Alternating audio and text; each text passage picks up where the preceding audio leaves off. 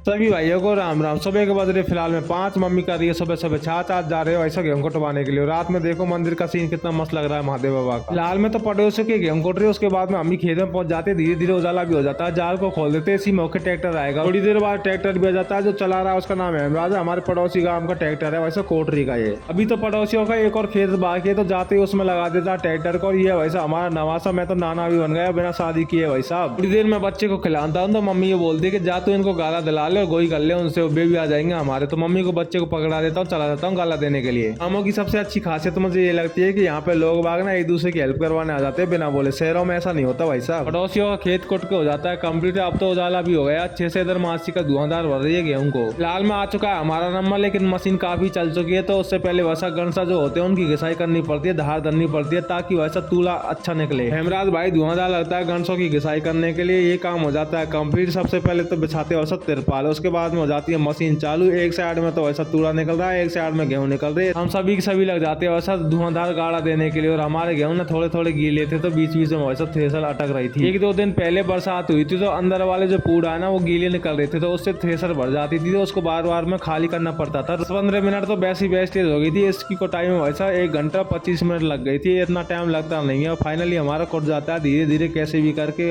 कुट गया। मतलब ये लास्ट वाला गाला दे रही है मम्मी। इधर में वैसा सोना टपक रहा है। ये तो सोना ही है किसान का, ये मानो। फिर आ जाते हम जमकुई वाले खेत में, और इस खेत की गेहूं ना बाद में सब मेठे थे, बरसात पहले हो गई थी, तो ये सूखे थे तो जल्दी कुट जाते हैं। वैसे इनका तो पता ही नहीं चला कब कुट गए। अल्लाह देने वाली सेना भी काफी थी हमारे पास भाई साहब। अभी की अभी गेहूं हमको भाई साहब घर पे पहुंचाने, तो हम ट्रैक्टर को बुला लेते हैं, कट्टों को बांध के रखने लग जाते हैं ट्रॉली में। एक खेत के तक हो जाते कंप्लीट। अभी जा रहे हैं हम दूसरे खेत में। इधर में मम्मी और लाली ने कंप्लीट कर दिए कट्टे, इनको भी रख देते ट्रॉली में पहुंचा देते। वैसा हम घर पर और लाल को हेल्प के लिए बुला लेते हो। तीनों की तीनों भाई लग जाते हैं धुआंधार कट्टों को उतारने के लिए। घर के बाहर ही रख देते हैं, क्योंकि धूप में सुखाएंगे गेहूं को, गीले थोड़े बहुत। आपको भी लोग पसंद आ तो लाइक करना, कमेंट को बताना कैसा लगा। हमारी तो हालत खराब हो गई है भाई साहब, फॉलो भी कर दिया करो यार।